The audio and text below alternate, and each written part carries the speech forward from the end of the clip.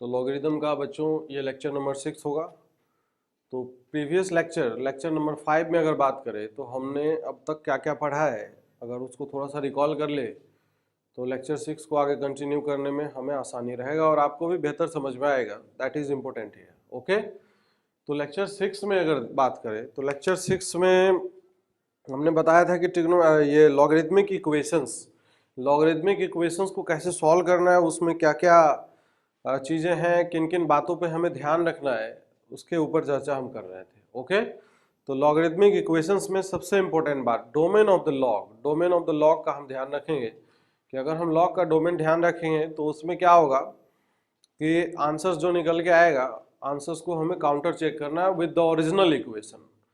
Transformed equation में नहीं check करना है कि जो ट्रांसफॉर्म करके हम डिवाइड कर देते हैं या स्क्वायरिंग कर देते हैं या any kind of other manipulations we do for solving the equations, उसको नेगलेक्ट करके जो ओरिजिनल फॉर्म में इक्वेशन लिखा है एज इट इज, उस फॉर्म में क्या उसका डोमेन सेटिस्फाई हो रहा है या नहीं हो रहा है, उसको हमें चेक करना है। तो उससे क्या होगा बच्चों, हम गलतियों से बचेंगे। तो चलिए कुछ क्वेश्चंस और मैं एग्जांपल्स में लेता हूँ ट्रिग्नोमेट्रिक इक्वेशन से ही एसोसिएटेड, फिर हम आगे कंटिन्यू करते हैं इस चैप्टर को। जैसे एज फॉर एग्जांपल अगर डिस्कस करें तो क्या क्या है, जैसे कुछ क्वेश्चंस हमने करवाए भी थे और कुछ क्वेश्चंस और हम करते हैं आज। ठीक है, जैसे एज फॉर एग्जांपल अगर डिस्कस करें तो what is the example here, see that example में लिखा है यहाँ पे log ऑफ बेस ऑफ 2 और फिर ये है 4 इंटू 3 की power x minus of 6 minus this is log of base of 2 9 की power x minus of 6 this is equal to 1। अब ये इस प्रकार से है, log का इक्वेशन दिख रहा है, बेस क्या पहले बेस हमें सेम दिख रहा है क्या, इज दैट क्लियर? बेस हमें सेम दिख रहा है और बाकी जो मैनिपुलेशंस करना है, ठीक है क्या? तो इसको आप सॉल्व करना स्टार्ट करो जो previous concepts, properties of the log, any kind of thing जो प्रायर नॉलेज है आपके पास, उसका यूज करते हुए इसको सॉल्व करने की कोशिश करिए। आप अपना आंसर निकालिए। वीडियो को पॉज करने का ऑप्शन है आपके पास, वीडियो को पॉज करके आप अपना आंसर निकालिए, है ना? फिर जब आंसर आ जाए, कुछ भी आ जाए, गलत हो या सही, ये मायने नहीं रखता, आपने प्रयास किया, अभ्यास किया, that is important in mathematics, है कि नहीं? तो पहले आप ऐसा करें, निकालें, फिर उसके बाद क्या है सॉल्यूशन देखें तो बेहतर समझ में आएगा। तो ओके, ठीक है बच्चों, आपने आंसर निकाला होगा। Now let us solve this. इसको सॉल्व करते हैं। तो सॉल्व करने के लिए जो उपाय है, सिंपल सा उपाय है। क्या है उपाय? अब यहाँ पे बेस अगर सेम है तो दोनों नंबर क्या हो जाएगा, डिवाइड हो जाएगा। This will be like log of base 2 4 into 3 की power of x minus 6 divided by 9 की power of x minus of 6 this is equal to 1। Is that clear? अब यहाँ से इसको अगर हम इधर ट्रांसफर कर दें तो ट्रांसफर कर देंगे तो क्या हो जाएगा, 4 इंटू 3 की power of x minus 6 this is upon में क्या है, दिस इज 9 की पावर x माइनस ऑफ 6 भी है कि नहीं? और that will be equal to, इधर आएगा तो 2 रेज टू पावर 1 हो जाएगा। अब इधर क्रॉस मल्टीप्लाई अगर करेंगे तो ये इधर जाएगा, तो this will be like 4 into 3 raise to power of x minus of 6 equal to 2 into 9 की पावर x माइनस 6 है, तो 9 की पावर x को क्या 3 की पावर x का होल स्क्वायर लिखने में कोई बुराई नहीं है, और ये माइनस ऑफ 6 है। ठीक बात है क्या, सच्ची बात है क्या? अब यहाँ से अगर बात करेंगे तो ये 3 की पावर x जो है, 3 की पावर x यहाँ भी दिख रहा है, यहाँ भी दिख रहा है, तो हमें ऐसा लग रहा है कि 3 की पावर x में क्वाड्रेटिक फॉर्म होने वाला है। तो बेहतर ये होगा कि थोड़ी देर के लिए लेट कर ले, लेट 3 की power of x this is equal to t मान लेते हैं। तो what will be this expression 4t minus of 6 this is equal to 2 times and this is what, t square minus of 6। Is that clear? कोई समस्या है इसमें, परेशानी नहीं है? अब इसमें अगर हम समझने का प्रयास करें कि क्या है एक्चुअली में जो चीजें आ रही निकल के, क्या सबसे पहली बात यहाँ पे 2 और 2 कैंसिल आउट होता हुआ दिख रहा है, कैंसिल कर लेते हैं। तो 2t minus of 3 this will B t square minus of 6। Now सबको एक तरफ ट्रांसफर अगर कर ले तो ये हमें दिखाई देगा t square minus of 2t और ये हो जाएगा minus of 3 this is equal to 0। Is that clear? तो ये एक टी में क्वाड्रेटिक बन गया। इस क्वाड्रेटिक के क्या रूट हम फाइंड आउट कर सकते हैं। तो now let us find the root of this. इसका रूट अगर निकालेंगे t square minus of 2t minus of 3 this is equal to 0। तो इसका फैक्टर अगर करेंगे तो फैक्टर क्या दिखेगा, t minus 3 and this is t plus of 1 this is equal to 0। तो नाउ t इक्वल टू 3 आ गया and this is t equal to minus of 1 आ गया। सही बात है क्या? अब यहाँ पे t हमने क्या माना था, देखो बच्चों, t 3 की पावर x माना था, है ना, 3 रेज़ टू पावर x जो हमें t का वैल्यू था। अब यहाँ पे सब्स्टिट्यूट करते हैं, अगर इसको अगर सब्स्टिट्यूट करेंगे तो क्या दिखेगा, ये 3 की power of x this is equal to 3 की पावर 1, तो यहाँ से x का वैल्यू 1 आ गया। Is that clear? नाउ 3 की power of x equal to minus 1, क्या ये संभव है? एक्सपोनेंशियल फंक्शन का वैल्यू हमने बताया था कि कभी भी एक्सपोनेंशियल फंक्शन का वैल्यू निगेटिव नहीं हो सकता। ग्राफ के जरिए हम इस बात को देख सकते हैं और हमने समझाया भी था फ्रॉम फर्स्ट लेक्चर, रिकॉल करिए आप। तो यहाँ पे 3 की पावर x से बेस का वैल्यू ग्रेटर देन 1 है। जैसे जब function f x equal to a की पावर x है और बेस का वैल्यू जब ग्रेटर देन 1 होता है तो उसमें ग्राफ का नेचर कैसा दिखता है? क्या ग्राफ का नेचर हमें कुछ इस टाइप का दिखता है कि नहीं? तो ये पॉइंट क्या है, x इक्वल टू 0 पे y का वैल्यू 1 है। तो इसका मतलब यहाँ पे अगर रेंज देखे तो रेंज ऑफ दिस फंक्शन 3 की पावर ऑफ x, a का वैल्यू यहाँ पे 3 ले लेना आप, है कि ना। तो यहाँ पे 3 की पावर x बिलोंग्स टू 0 से लेके इन्फिनिटी है, तो that's Y negative value can not be possible. तो इसलिए यहाँ से कोई सॉल्यूशन नहीं मिलेगा और x इक्वल टू 1 यहाँ से एक वैल्यू मिलेगा। नाउ सी हियर कि अब ये जो x इक्वल टू 1 मिला है क्या ओरिजिनल इक्वेशन को सेटिस्फाई कर रहा है या कहीं पे ग्लिचेज है, इसमें हमें चेक करना होगा, है कि नहीं। तो जैसे x इक्वल टू 1 अगर रखेंगे तो ये कितना आएगा, this is 12 minus of 6 log 6 base 2 आएगा, सही है। और सिमिलरली यहाँ पे भी अगर बात करेंगे तो 9 माइनस 6 3 आएगा, log 3 base 2, log 6 base 2 log 3 base 2 दोनों को डिवाइड करेंगे log 2 base 2 that is equal to 1। Is that clear? इसका मतलब जो आंसर निकल के आया है ये 100% सही आंसर है। तो आप इस तरीके से भी आंसर को आप वेरीफाई कर सकते हो इन द एग्जाम कि जो हम आंसर निकाल रहे हैं वो आंसर सही रूप से इक्वेशन को सेटिस्फाई कर रहा है या नहीं कर रहा है। Is that clear? कोई समस्या है? नहीं। नाउ अगला क्वेश्चन, अगला क्वेश्चन मैं लिख रहा हूँ बोर्ड पे। अगला क्वेश्चन भी एक ट्रिग्नोमेट्रिक इक्वेशन से ही एसोसिएटेड है और एक सिंपल सा ही प्रॉब्लम है। आप अटेम्प्ट करें, इसको अच्छे तरीके से अटेम्प्ट करें और बिल्कुल ईमानदारी से अटेम्प्ट करें। ईमानदारी सबसे इम्पोर्टेंट बात है ना, अपने आप के प्रति ईमानदार होना सबसे इम्पोर्टेंट बात है। अब यहाँ से अगर बात करेंगे तो this is what, log of 6 base of 3 इसका होल स्क्वायर है, ठीक है, minus times this is log of log square 2 base 3 है। इसका मतलब भी वही है, log 2 बेस 3 का होल स्क्वायर है। ऐसे लिखने का भी मतलब वही है। बस इस क्वेश्चन के थ्रू हमें यही जानना था, और भी कई सारी बातें हैं। अब यहाँ पे जो लिखा हुआ है this is log square of x base of 10 है और ये माइनस ऑफ 2 है, सही है। And this is what, log of 12 and base of 3 है, सही है।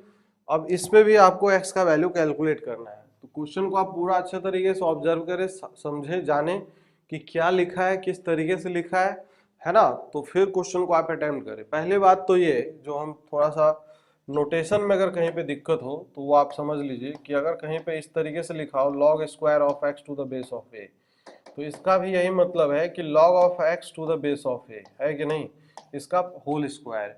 कभी भी अगर फंक्शन का स्क्वायर लिखा हो तो इसका मतलब क्या है, जैसे कोई भी फंक्शन हो, ऐसे एफ स्क्वायर एक्स लिखा हो तो इसका मतलब हो जाएगा एफ ऑफ एक्स का होल स्क्वायर, है कि नहीं।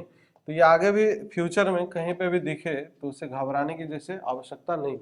जैसे हम 10th में पढ़ते हैं ना, क्या साइन स्क्वायर थीटा को क्या लिखते हैं हम, साइन थीटा का होल स्क्वायर। तो वही बात है, एक ही बात है, उसी प्रकार से ये भी लिखा हुआ है।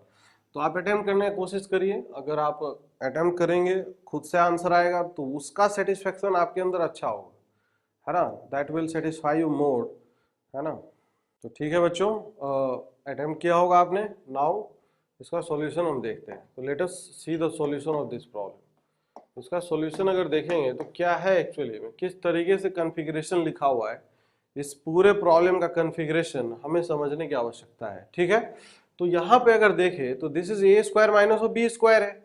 तो ये इस तरीके से अगर देखें this is log of 6 base of 3, इस पूरे का होल स्क्वायर लिख सकते हैं, minus this is log of 2 base of 3, इस पूरे का होल स्क्वायर, सही है। And this is equal to क्या लिखा है, ये लिखा है log of x base of 2, x base of 10 है ये। एक्स बेस ऑफ 10 इसका होल स्क्वायर माइनस ऑफ 2 है, और इनटू में क्या लिखा है, this is log of 12 base of 3 है। Is that clear? कोई समस्या है क्या? अब यहाँ से ए स्क्वायर माइनस बी स्क्वायर का क्या फॉर्मूला हम अप्लाई कर सकते हैं?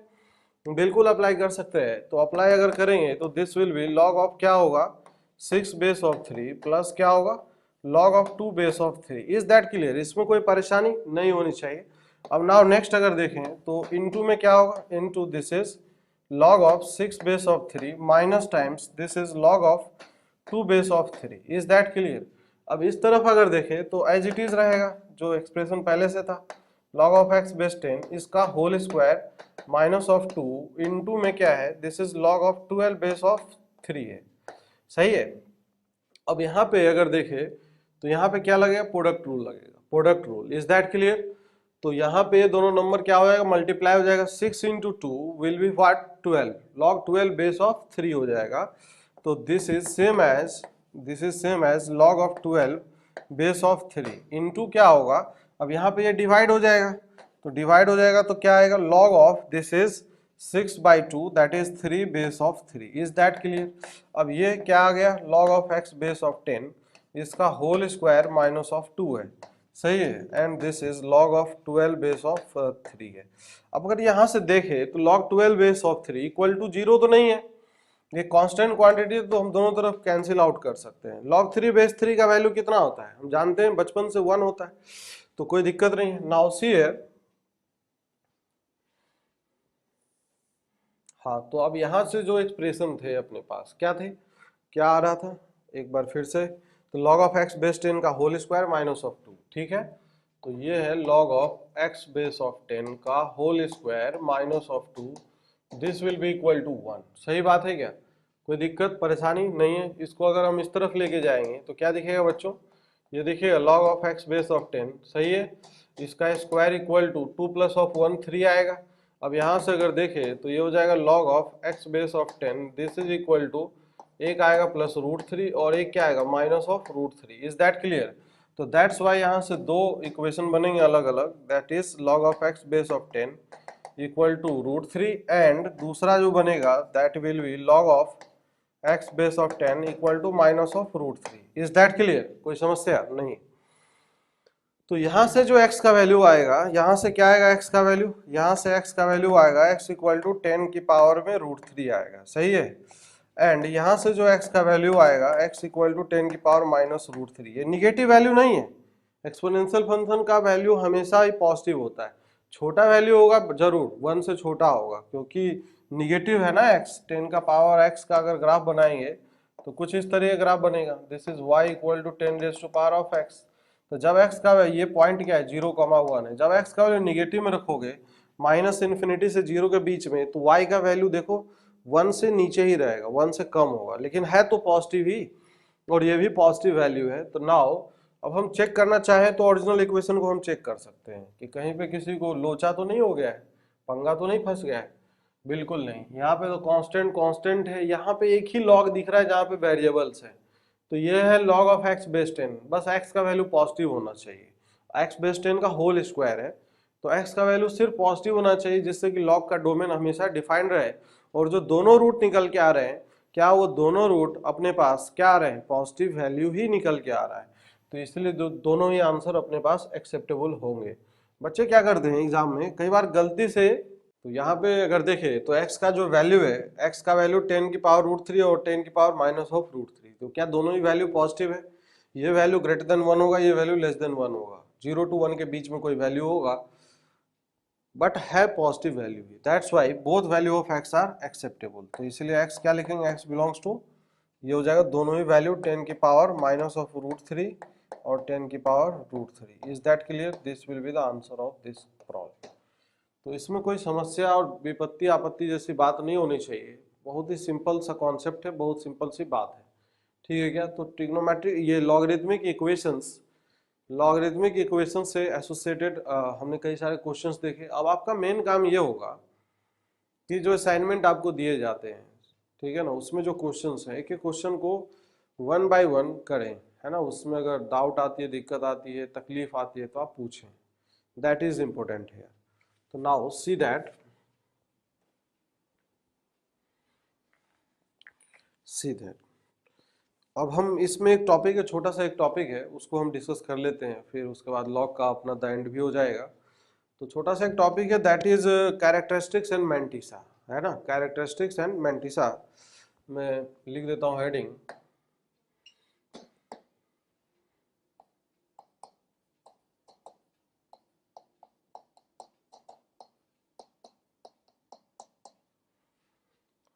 Characteristics and mantissa.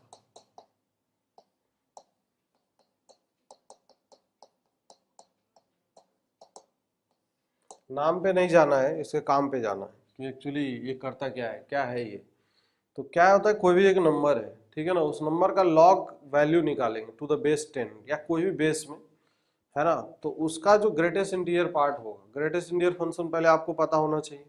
नहीं पता है तो पहले हम जान लेते हैं कि what is greatest integer x and fractional part of x. तो सबसे पहले हम GIF डालेंगे। GIF मतलब क्या है, ग्रेटेस्ट इंटीजर फंक्शन,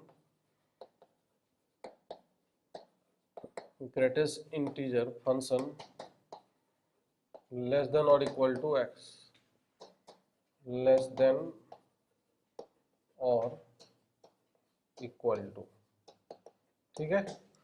तो ग्रेटेस्ट इंटीजर लेस देन और इक्वल टू, इसका क्या मतलब है, नाम से थोड़ा, ग्रेटेस्ट इंटीजर लेस देन और इक्वल टू।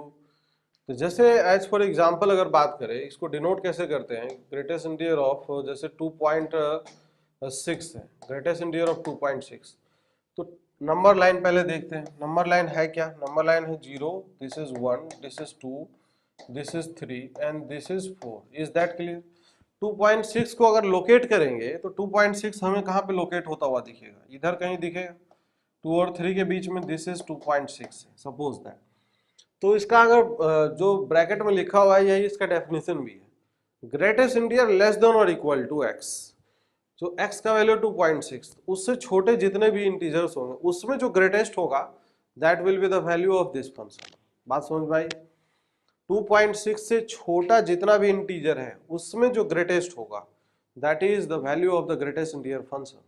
तो that's why always left side में हम एरो लगाएंगे, लेफ्ट साइड में एरो, लेफ्ट साइड में जस्ट एरो लगाएंगे तो किस इंटीजर पे आके फॉल करेगा, 2 पे जाके फॉल करेगा। तो इसलिए इसका जो वैल्यू होगा, इसका वैल्यू कितना हो जाएगा बच्चों, इसका वैल्यू 2 के इक्वल होगा। Is that clear. अगर ग्रेटेस्ट इंटीजर ऑफ 2.99 भी अगर पूछे तो भी वैल्यू क्या हो जाएगा, 2 ही आएगा। ग्रेटेस्ट इंटीजर ऑफ 2.00001 भी अगर पूछे तो भी ये 2 होगा। Is that clear. अगर ग्रेटेस्ट इंटीजर ऑफ 0.7 अगर पूछे तो 0.7 का मतलब क्या है, 0 to 1 के बीच का कोई नंबर है, तो उसका नियरेस्ट इंटीजर लेफ्ट साइड में क्या होगा, तो लेफ्ट साइड में अगर देखें तो ये वैल्यू कितना हो जाएगा, ये 0 के ही इक्वल आएगा। ग्रेटेस्ट इंटीजर ऑफ -0.7 अगर पूछे, -0.7, तो ये कितना आएगा, जैसे पीछे अगर देखें तो -1, तो -0.7 इधर फिर से लेफ्ट साइड में एरो, तो -1 आएगा। Number line is the best way to learn this kind of things. तो रिमेंबर, हमेशा लेफ्ट की तरफ एरो नियरेस्ट इंटीजर पे लगाएंगे तो that will give the greatest integer value. जैसे ग्रेटेस्ट इंटीजर ऑफ जैसे 100.192 है, तो इसका ग्रेटेस्ट इंटीजर क्या हो जाएगा, 100.1। ग्रेटेस्ट इंटीजर ऑफ माइनस अगर 277.89 है, तो इसका ग्रेटेस्ट इंटीजर अगर निकालना हो तो क्या होगा, -270 पीछे की तरफ आएगा, पीछे की तरफ एरो, तो ये माइनस ऑफ क्या हो जाएगा, 288 आ जाएगा, 278 आ जाएगा। Is that clear. तो इस प्रकार से क्या है कि हम ग्रेटेस्ट इंटीजर एक्स को समझ लिए, है कि नहीं। पहले तो ये हमने देखा ग्रेटेस्ट इंटीजर एक्स को, इसके बारे में वैसे और भी चर्चाएं होंगी फंक्शन के अंदर, या हम अगला टॉपिक जब हम पढ़ेंगे तो जैसे इनइक्वालिटीज वगैरह में, तो उसमें भी हम डिस्कशन करते हैं इन सब चीज़ों का। तो ग्रेटेस्ट इंटीजर एक्स को फिलहाल इतना आपको अगर क्लियर है तो कोई दिक्कत नहीं होगी। चलिए ठीक है। नाउ एक और होता है that is the fractional part function, थोड़ा सा उसको भी जान लेते हैं। Fractional part function, fractional part of function, fractional part function.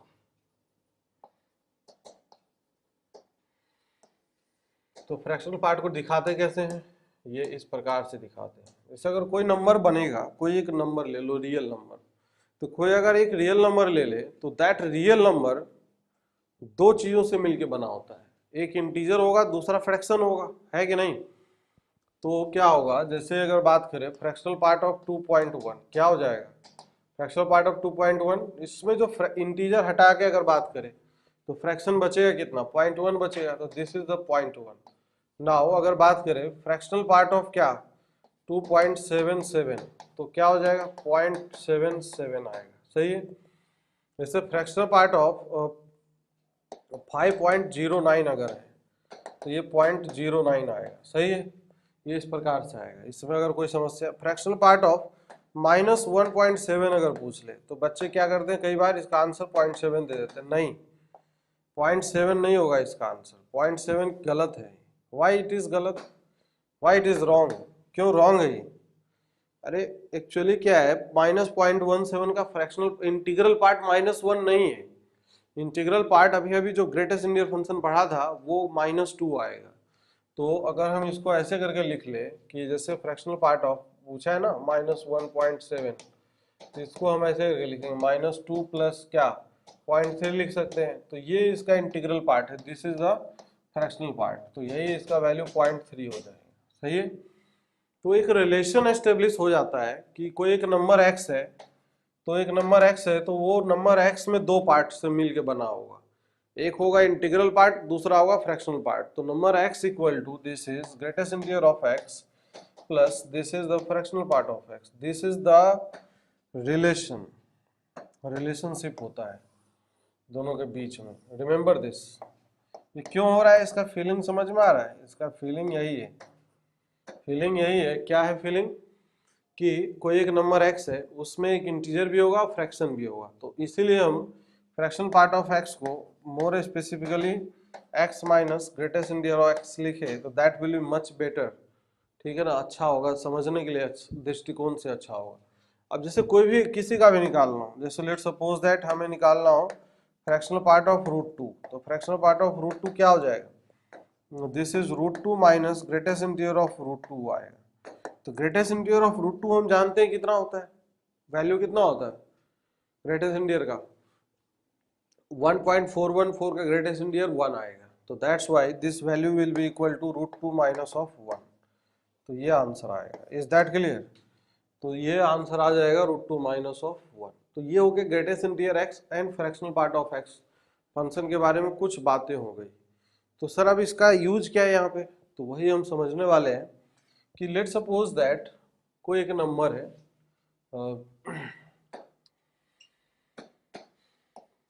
Late n is any number, ठीक है, any number, any real number, ठीक है, any real number, any real number, कोई एक रियल नंबर है, तो उस रियल नंबर का जो लॉग लेंगे, अगर हम log to the base of any number, किसी भी नंबर का अगर बेस में रख ले, जैसे a अगर बेस में रख ले, तो उसका जो ग्रेटेस्ट इंटीजर वैल्यू होगा that is called the characteristics, है कि नहीं।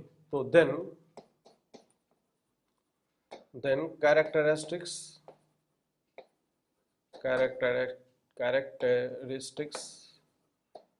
with respect to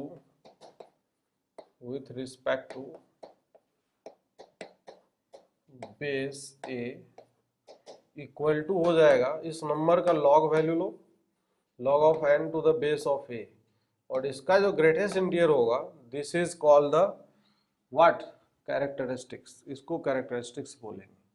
तो यहाँ पे जो लॉग वैल्यू आएगा निकल के, लॉग वैल्यू सबसे पहले लॉग वैल्यू, अब लॉग वैल्यू कैसे निकालेंगे, तो कुछ इन्फॉर्मेशन आपको दिया रहेगा क्वेश्चंस में, उसके हेल्प से हम लॉग वैल्यू निकालेंगे। तो इसके लिए आपको टेंशन लेने की आवश्यकता नहीं है। तो पहले तो ये समझना जरूरी है कि कैरेक्टरिस्टिक्स बोलते किसको है, ठीक है क्या। तो ये कैरेक्टरिस्टिक्स हो गया। अब नाउ इसी का मैंटीसा क्या होता है, फर्स्ट पार्ट तो ये हो गया, सेकेंड पार्ट मैंटीसा। तो मैंटीसा क्या होगा, इसी नंबर का जो फ्रैक्शनल पार्ट होता है उसको हम मैंटीसा बोलते हैं। तो that is the fractional part of log of n to the base of a। इसी को हम ऐसे भी लिख सकते हैं कि log of n to the base of a minus times greatest integer log of n to the base of a। Is that clear? तो ये जो वैल्यू निकल के आएगा ना, this value is called the mantissa of any number. तो that's why इसका नाम अलग दिया गया, कैरेक्टरिस्टिक्स एंड मैंटीसा, क्योंकि हम डायरेक्ट क्या कर रहे हैं, डायरेक्ट ग्रेटेस्ट इंटीजर और फ्रैक्शनल पार्ट x नहीं निकाल रहे, हम पहले क्या कर रहे हैं, उसका लॉग निकाल रहे हैं विद अ गिवन बेस, जो भी बेस दिया रहेगा उसके रिस्पेक्ट में हम पहले क्या कर रहे हैं, उसका लॉग वैल्यू निकाल रहे हैं और फिर लॉग वैल्यू का ग्रेटेस्ट इंटीजर ले रहे हैं और हम फ्रैक्शनल पार्ट ले रहे हैं। तो that's why this kind of thing is called characteristics and mantissa. इसका यूज क्या है, यूज क्या है, आप देखना समझने की बात यह है। जैसे हम डेसिमल रिप्रेजेंटेशन में अगर हम बातों को देखें, समझने की कोशिश करें कि क्या होता है डेसिमल सिस्टम, हम जानते हैं पहले क्या होता है। डेसिमल सिस्टम उसको बोलते हैं जिसमें 10 डिजिट्स यूज होते हैं पूरे नंबर्स को रिप्रेजेंट करने के लिए। 10 डिजिट्स क्या क्या होते हैं, 0 1 2 3 4 5 6 7 8 9, ये 10 डिजिट्स हैं। Is that clear? तो 10 डिजिट का अगर यूज करके हम किसी नंबर को रिप्रेजेंट करते हैं, उस सिस्टम को बोलते हैं डेसिमल सिस्टम। तो डेसिमल सिस्टम में अगर हमें काउंटिंग करना हो कि कितने डिजिट्स होंगे नंबर में, जैसे कोई एक इंटीजर है सपोज दैट, उसमें how many digits will be there, तो सर ये इसमें कौन सी बड़ी बात है, तो ऐसे काउंट कर लेंगे। 101 लिखा है, 3 डिजिट है, हम बोल रहे हैं कि अब इसमें काउंट करके बताओ, चलो 2 की पावर 100 में काउंट करके बताओ। तो आप पहले 2 को 100 बार गुना करोगे, 2 को 100 बार गुना करोगे, फिर बहुत भयंकर सा नंबर आएगा, पूरा जीवन बीत जाएगा और उसके बाद आंसर भी नहीं आएगा, यही होगा, है कि नहीं। लेकिन हम क्या है, लॉग के हेल्प से, लॉग जो हम अभी पढ़े हैं उसके हेल्प से इसका वैल्यू निकाल सकते हैं। इसमें ये बता सकते हैं कि इसको अगर हम लिखेंगे तो इसमें डिजिट कितने होंगे, कितने अंक होंगे, इसको लिखेंगे तो how many digits will be there in 2⁻100। बहुत बड़े बड़े नंबर्स में हम नंबर ऑफ डिजिट्स बता सकते हैं, ये एडवांटेज है इसका, है कि नहीं। तो सबसे पहली बात तो ये पता होना चाहिए कि जो हम करने जा रहे हैं उसका एडवांटेज है क्या, है कि नहीं। ठीक है, तो डेसिमल सिस्टम में counting of the digits, number of digits in decimal system, सबसे पहले हम यही सीखेंगे। Counting of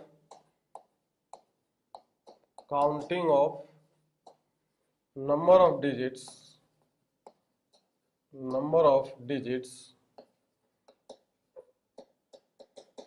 in decimal system।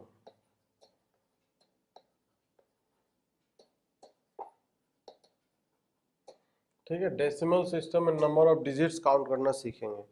तो सबसे पहले अगर बात करते हैं हम कि 2 डिजिट का सबसे पहला संख्या क्या होता है, what is the first number of 2 digit, 10 होता है, 10 से स्टार्ट होता है ना, 2 अंकों वाली सबसे पहली संख्या 10 से स्टार्ट होता है, 10 से 11 12 ऐसे चलेगा, कहाँ तक, 99 तक चलेगा। फिर जैसे ही 100 होगा 3 अंकों वाली पहली संख्या मिल जाएगी, है कि नहीं। तो जैसे पहला संख्या 10 है, पहले हम ये फील करते हैं, फिर उसके बीच में आएगा 11 12 13 ऐसे करके आएगा, ऐसे करके चलेगा, है कि नहीं। कहाँ तक चलेगा, 99 तक। फिर उसके बाद फिर 100 चालू होगा, पहला संख्या 3 डिजिट का, फिर ऐसे इसमें 101 ऐसे करके कहाँ तक चलेगा, ये 999 तक चलेगा, है कि नहीं। फिर उसके बाद क्या चालू हो जाएगा, फिर उसके बाद चालू होगा सर 10 की पावर 4 चालू हो जाएगा, मतलब 1 2 3 और 10 क्यूब होगा, सॉरी 10 क्यूब आएगा, तो इसका मतलब 4 डिजिट वाले हो गए, तो ये हो जाएगा 1001 ऐसे करके चलेगा। Is that clear.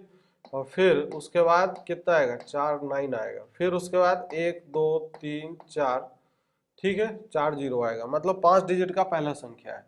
तो इस प्रकार से अब सर इसका क्या मतलब है, यहाँ इसका तात्पर्य क्या है, इसका तात्पर्य ये है कि अगर हम इसका लॉग वैल्यू लेंगे तो लॉग ऑफ क्या आएगा बताओ, लॉग ऑफ 10 बेस 10 वैल्यू 1 आएगा। इसका लॉग वैल्यू लेंगे, जैसे किसी बीच का एक नंबर लेते हैं, तो log ऑफ 10 बेस ऑफ 10 और 13 बेस ऑफ 10, तो 13 बेस ऑफ 10 अगर लेंगे तो इसका log वैल्यू देखना है, यहाँ पे समझने की बात है, अच्छे से समझने की बात है।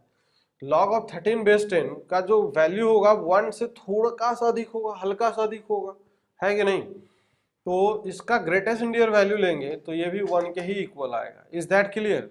अगर यहाँ पे भी अगर log of 99 to the base of 10 अगर ले, इसका भी ग्रेटेस्ट इंटीजर वैल्यू लेंगे तो 1 के ही इक्वल आएगा, क्योंकि ये मतलब 10 पे 2 पावर डालेंगे तब 100 मिलेगा, लेकिन 99 चाहिए तो 2 से हल्का कम डालना होगा, 1.99 समथिंग, तो इसका मतलब उसका ग्रेटेस्ट इंटीजर 1 ही आएगा। फिर नेक्स्ट अगर बात करें, इसका लॉग वैल्यू क्या आएगा, log of 100 to the base of 10, इसका ग्रेटेस्ट इंटीजर लेंगे तो ये भी 2 के ही इक्वल आएगा। ऐसे ही करके अगर चले तो सिमिलरली यहाँ पे log of 999 to the base 10, इसका ग्रेटेस्ट इंटीजर लेंगे तो ये भी 2 के ही इक्वल आएगा। कहने का मतलब ये है, यहाँ से क्या ऑब्जर्वेशन हो रहा है बच्चों? ऑब्जर्वेशन ये है कि अगर 2 डिजिट वाले जितने भी नंबर है यहाँ पे, है कि नहीं, यहाँ से यहाँ तक 10 से लेकर 99, उसका लॉग वैल्यू ले रहे हैं टू द बेस 10। बेस 10 ही क्यों लिया? क्योंकि हम यहाँ पे डेसिमल सिस्टम की बात कर रहे हैं। डेसिमल सिस्टम, अगर हम डेसिमल सिस्टम नहीं होता अपने पास, कोई ऐसा सिस्टम होता है जिसमें 7 ही डिजिट यूज होते हैं, तो 7 लेना होता, लॉग टू द बेस 7। तो इसीलिए अब यहाँ पे देखो 3 डिजिट वाले जितने भी नंबर है सबका log value to the base of 10 लेने के बाद जो ग्रेटेस्ट इंटीजर x है वो सब 2 ही आया है। यहाँ पे देखो, यहाँ से लेके यहाँ तक, यहाँ से लेके यहाँ तक सब 2 आया है। सिमिलरली इसका अगर लॉग वैल्यू लेंगे, इसका भी अगर लॉग वैल्यू ले लो, लॉग ऑफ 10 का क्यूब टू द बेस 10, इसका ग्रेटेस्ट इंटीजर 3 आएगा, है कि नहीं। यहाँ तक भी अगर आप लोगे तो लॉग ऑफ क्या हो जाएगा, 999 टू द बेस ऑफ 10, इसका भी ग्रेटेस्ट इंटीजर वैल्यू 3 ही आएगा, यहाँ से लेके यहाँ तक।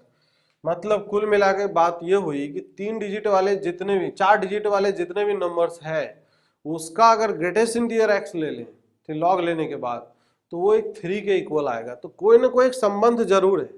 इसमें संबंध क्या है? Number of digits.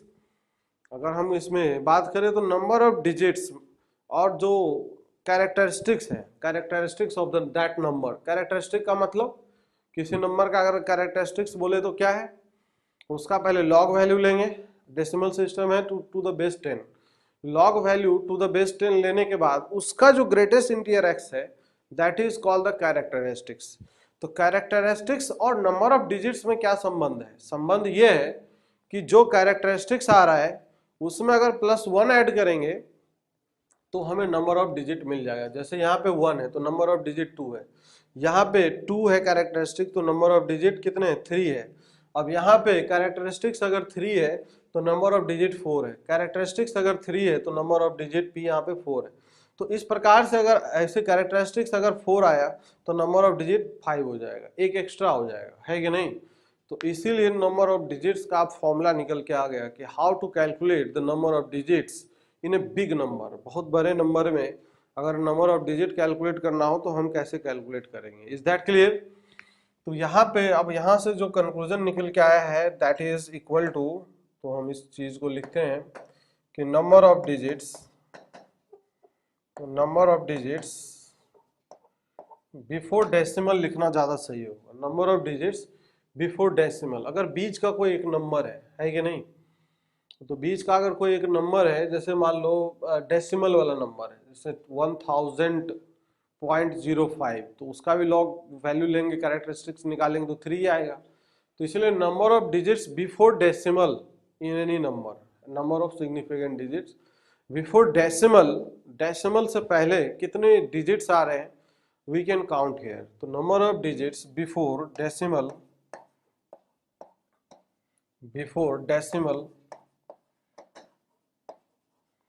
in any digit, in any number, in any number n is equal to what, इसका हम पहले क्या निकालेंगे, characteristics, log of n to the base of 10, log of n to the base of 10, is that clear। और फिर क्या करेंगे हम, प्लस ऑफ 1 ऐड कर देंगे, तो ये हो जाएगा number of digits before, number of digits before decimal in any number of n। तो दिस इज द फॉर्मूला। अब ध्यान रखिएगा ये चीज, है कि नहीं, इसमें कोई समस्या नहीं होनी चाहिए। Is that clear? सही है क्या? अब इसके लिए क्या है बच्चों कि कुछ स्टैंडर्ड वैल्यूज हैं, कुछ स्टैंडर्ड वैल्यूज हैं, उसको अगर आप याद रखोगे तो आपको कैलकुलेशन करने में हेल्प मिलेगा। कई बार क्या होता है, इंफॉर्मेशन दिया होता है, कई बार इंफॉर्मेशन नहीं भी दिया होता है, तो दैट्स वाई।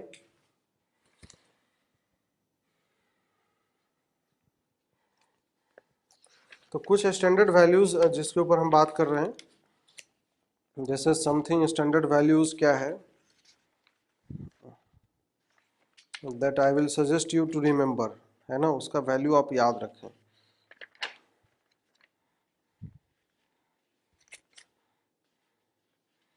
जैसे log 2 है ना,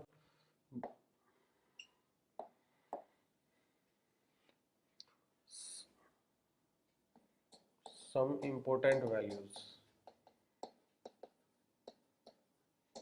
सम इम्पोर्टेंट वैल्यूज। तो इम्पोर्टेंट वैल्यूज में क्या है कि जैसे log ऑफ 2 है टू द बेस ऑफ 10 है, तो इसका वैल्यू 0.3010 है, ठीक है।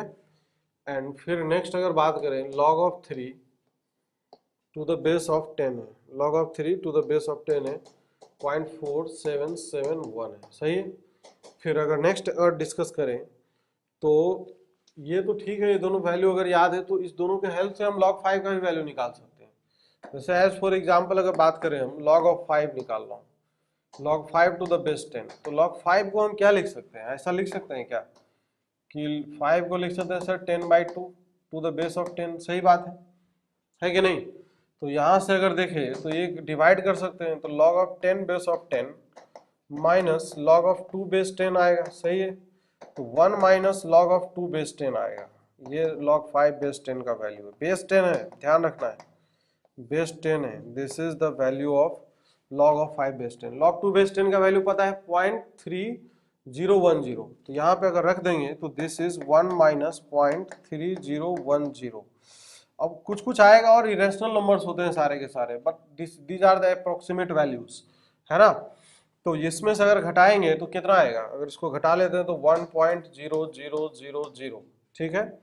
और फिर क्या है कि 0.3010, चलो माइनस करते हैं, दिस इज 0, ये हो जाएगा 9, this will B 9 and this will be what, this is again 0.6 आएगा, 0.699 आएगा, है क्या नहीं।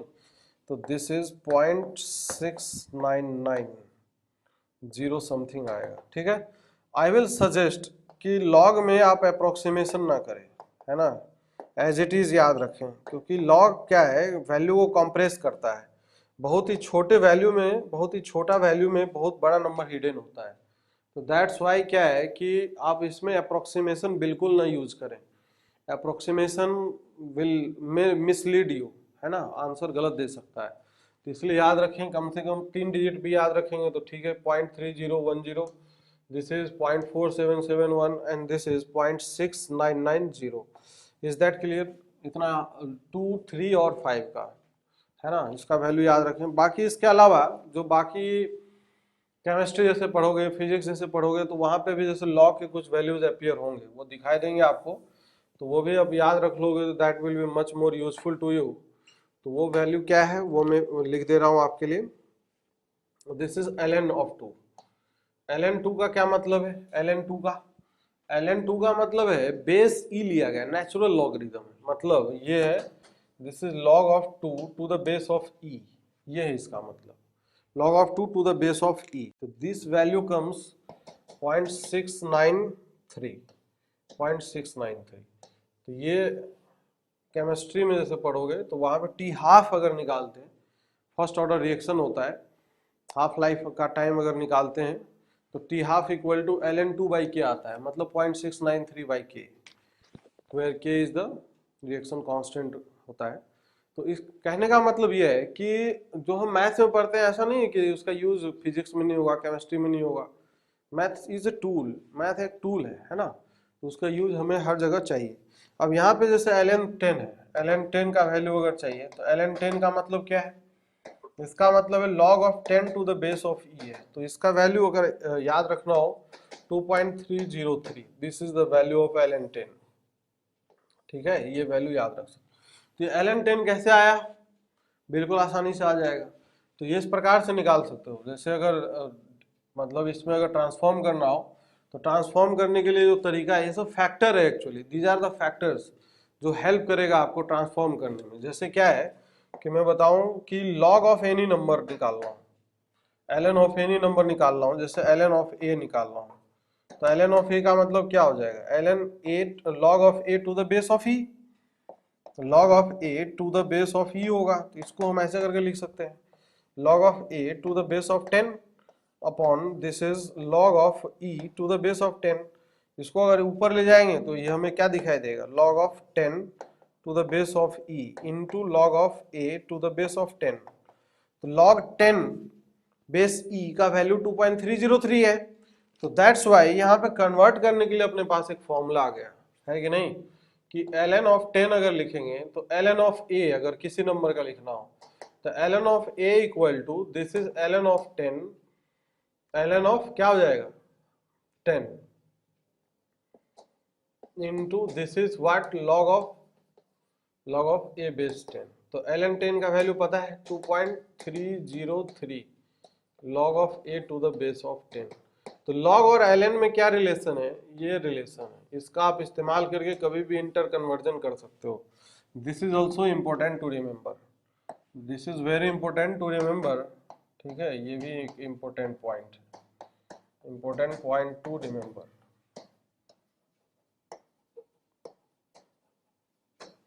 ठीक है, तो ये सब बातें हो गई। अब सर इसका यूज, आप कैरेक्टरिस्टिक्स का यूज बताओ, आप यूज बताते हैं। चलो आप देखो, एक क्वेश्चन करते हैं, उसके थ्रू करते हैं, इसको समझने की कोशिश करते हैं कि find the number of digits.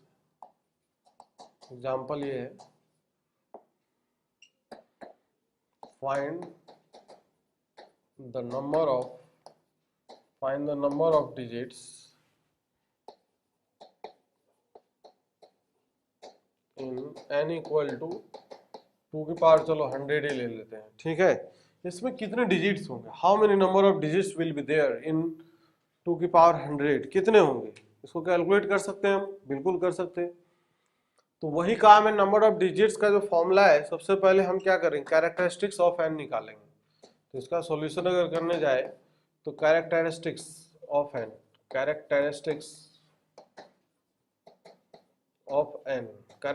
Of n अगर निकालेंगे तो क्या आएगा, log ऑफ 2 की power 100 to the base of 10, this is equal to 100 into log of 2 base of 10 आएगा। Is that clear?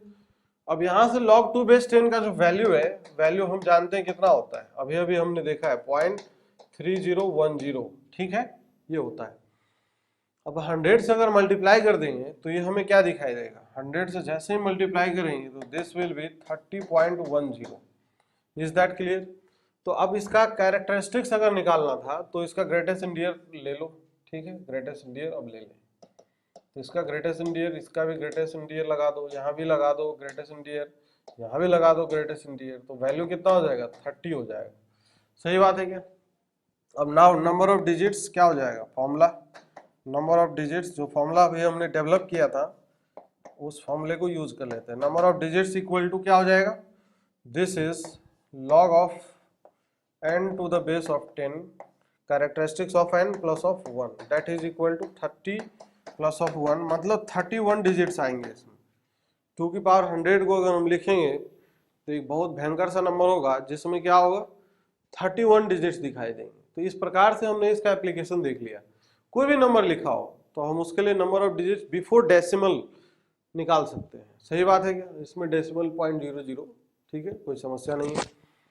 तो इस प्रकार से क्या है कि हमने इसका अभी एक छोटा सा एप्लीकेशन देखा। दूसरा एप्लीकेशन इसका और है कि अगर बहुत छोटा नंबर हो तो वो कितना छोटा है इसका हम अंदाजा लगा सकते हैं, है कि नहीं। तो सेकंड एप्लीकेशन हम देख रहे हैं, सेकंड एप्लीकेशन,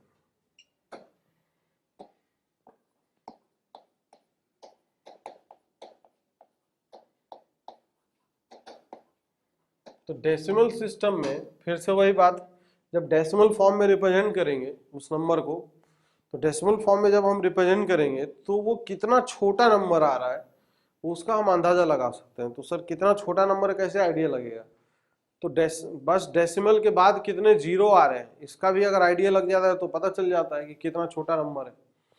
तो चलो अब देखते हैं इसमें क्या हमें दिखने वाला है, समझने वाले हैं हम, ये चीज देखते हैं। जैसे मान लो 1/10 है, 1/10 एक नंबर, तो 1/10 अगर कोई एक नंबर है तो क्या होगा, इसका जो वैल्यू आएगा 0.1 आएगा, सही है। अब जैसे अगर और छोटा करते जाएंगे, इसको छोटा और करेंगे तो 1/11 आएगा, है कि नहीं। फिर और छोटा करेंगे तो 1/12 आएगा। तो इस प्रकार से नंबर्स आते जाएंगे, फिर ऐसे ही करके 1/100 तक जाएंगे, सही है। तो 1/100 का अगर वैल्यू देखेंगे तो कितना आएगा, 0.01 आ गया। फिर इसके बाद जस्ट अगला जो छोटा नंबर होगा 100 कुछ आएगा, फिर अगला 1/100 ये भी कुछ आएगा। फिर इसी प्रकार से अगर हम देखें कि ऐसे चलता जाएगा 1 बाय कहाँ तक चलेगा, 1000 तक चलेगा। तो 1/1000 का अगर वैल्यू देखेंगे तो दिस विल बी पॉइंट क्या होगा, 0.001 हो जाएगा। Is that clear? तो और इससे छोटा नंबर लेना हो तो 1/1001 ले लो, फिर ऐसे चलते जाओ कहाँ तक, 1/140 ले लो, तो 0.0001 इस प्रकार से हम ले सकते हैं। Is that clear? कोई समस्या है? नहीं। अब इससे हमें क्या अंदाजा लग रहा है, यहाँ से क्या फील आ रही है, हमें क्या समझ में आ रहा है? तो समझना ये है कि एक्चुअली में क्या है कि देखना ध्यान से, अच्छे से समझना कि डेसिमल के जस्ट बाद कितने जीरो है, यहाँ पे 1 है। ये सब जितने नंबर दिखाई देंगे ना, सब डेसिमल के बाद एक सिग्निफिकेंट डिजिट दिखाई देगा, जीरो नहीं आएगा।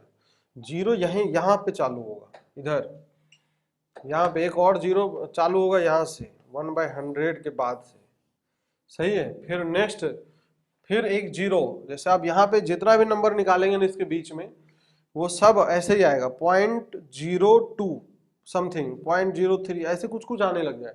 कहने का तो डेसिमल के जस्ट बाद एक ही जीरो सब में यहाँ से लेके यहाँ तक दिखाई देगा।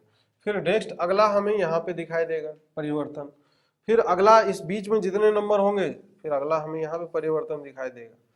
तो ये जो नंबर ऑफ जीरोज हैं, ये जो नंबर ऑफ जीरोज यहाँ पे 2 है, यहाँ पे 3 है, फिर यहाँ पे 1 है, फिर यहाँ पे कुछ नहीं है, तो इसका संबंध किससे है संबंध।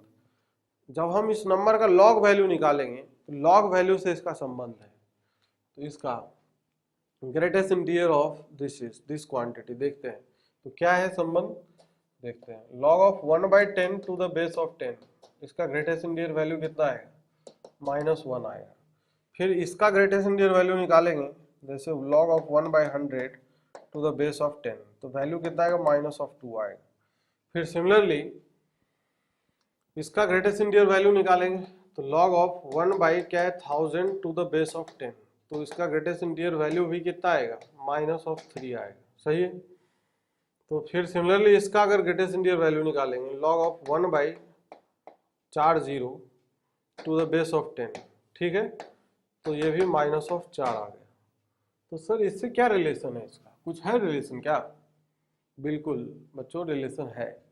जैसे यहाँ पे इसका मॉड वैल्यू अगर ले लें, मॉड ऑफ दिस क्वांटिटी, तो सबका अगर मॉड ले लें तो इसका मॉड वैल्यू कितना आएगा, 1 आएगा। इसका मॉड वैल्यू अगर लेंगे तो कितना आएगा, 2 आएगा। इसका मॉड वैल्यू अगर लेंगे तो कितना आएगा, 3 आएगा। मॉड मतलब इधर भी मॉड लगा दो, इसका 4 आएगा, सही है। ये सब है। तो इसका मॉड वैल्यू से क्या रिलेशन है, बिल्कुल रिलेशन है, अभी हम समझने वाले हैं। तो देखो क्या रिलेशन है। ये जो 1 आया तो यहाँ पे नंबर ऑफ जीरोज कितने थे, 0 थे, मतलब 1 - 1 0।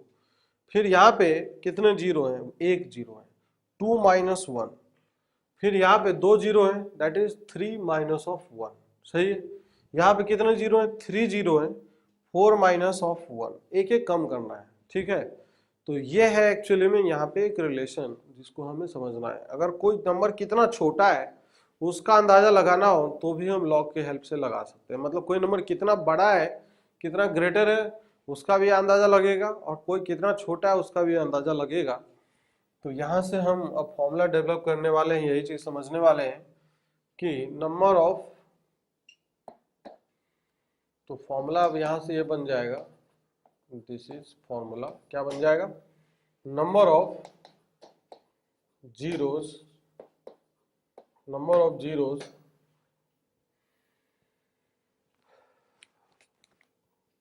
after decimal before a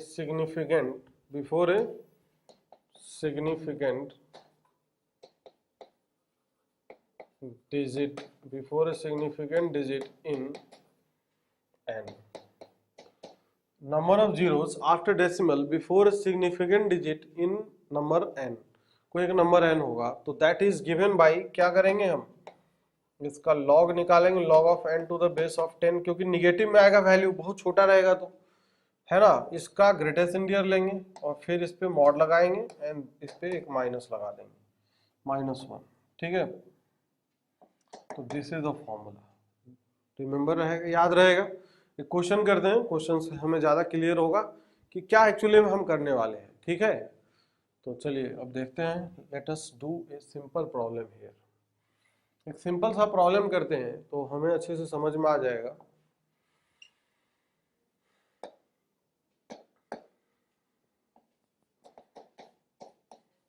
question ये है कि find the number of zeros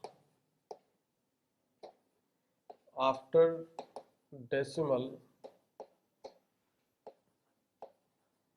before a significant digit, before a significant digit in number n equal to 1/2 की पावर 100, 2 या 3 कर लो, चलो थोड़ा सा अलग कर देते हैं। ये दिख रहा है बहुत छोटा नंबर होगा ये, तो वही काम करना है, फॉर्मूला लगा देना है, अप्लाई दिस फॉर्मूला। तो आंसर डायरेक्ट एक लाइन में हम लिखेंगे, क्या लिखेंगे कि ये हो जाएगा log of n to the base of 10, इसका ग्रेटेस्ट इंटीजर, ठीक है, और इसका mod value -1, this will be the answer. तो इसका वैल्यू निकालते हैं पहले हम, क्या होगा log of n to the base of 10, इसका वैल्यू निकाल सकते हैं बच्चों। तो इसका वैल्यू अगर निकालने बैठेंगे तो क्या हो जाएगा log ऑफ 3 की power -100 to the base of 10, इसका ग्रेटेस्ट इंटीजर भी लेना है, चलो ग्रेटेस्ट इंटीजर भी ले लेते हैं। तो ये क्या हो जाएगा, this is equal to -100 into log of 3 base of 10, ठीक है। अब log 3 बेस 10 का वैल्यू अभी अभी हमने देखा है 0.4771, तो ये वैल्यू रख देते हैं यहाँ पे। तो ये हो जाएगा ग्रेटेस्ट इंटीजर ऑफ -100 इंटू 0.4771। अब 100 से जैसे मल्टीप्लाई होगा तो -47.71 आएगा, तो दिस विल बी -47.71। अब इसका जो ग्रेटेस्ट इंटीजर वैल्यू है, ये कितना है, -48 है। तो ठीक है, अब इस फॉर्मूले में चेप देते हैं, आंसर आ जाएगा, यहाँ पे रख देते हैं, सही है। तो this will be equal to what, ये आंसर हो जाएगा ग्रेटेस्ट इंटीजर वैल्यू, तो मॉड ऑफ -48 -1, तो answer will be 48 -1 equal to 47 आएगा। मतलब ये इतना छोटा वैल्यू होगा कि हमें इसका वैल्यू अगर लिखने जाएंगे तो ऐसे करके लिखना होगा 0.00000 ऐसे करके 0 आएगा, और कुछ उसके बाद ABCD सिग्निफिकेंट डिजिट चालू होगा, है कि नहीं, इस प्रकार से चालू होगा। ऐसे कितने जीरो आएंगे, 47 आएंगे। तो ये हमने सीखा अब यहाँ से कि लॉ का जो एप्लीकेशन है, characteristics and mantissa, this is also one of the most important application, काफी ज्यादा इंपोर्टेंट एप्लीकेशन है कि नहीं। तो आप कॉम्प्रिहेंसिव वे में पढ़ाई करें, ऐसा ये सोच के ना करें कि सर इस टाइप के क्वेश्चन आते ही नहीं है, क्या करें ना करें, बिल्कुल नहीं, बिल्कुल नहीं, ये सब नहीं करना है। आपको कॉम्प्रिहेंसिव तरीके से पढ़ना है, एप्लीकेशन के साथ पढ़ना है, कुछ भी पूछ सकता है जेई, है ना, जो भी सिलेबस में मेंशन किया गया है, और हर बार नए क्वेश्चन पूछे जाने की संभावनाएं बढ़ती रहती है कि नहीं। तो ठीक है बच्चों, ओके, तो हम अगले लेक्चर में मिलते हैं, दैट इज अगला लेक्चर इनइक्वालिटी से एसोसिएटेड होगा अपना। इनइक्वालिटीज सॉल्व करना सीखेंगे, फिर हम लॉगरिथमिक इनइक्वालिटी जो है उसको भी हम सीखेंगे, उसी के अंदर सीखेंगे। इनइक्वालिटी में कई सारी बातें होंगी, स्टेप बाय स्टेप 1 बाय 1 करके हम बातें करेंगे, ठीक है। तो ओके, गुड बाय।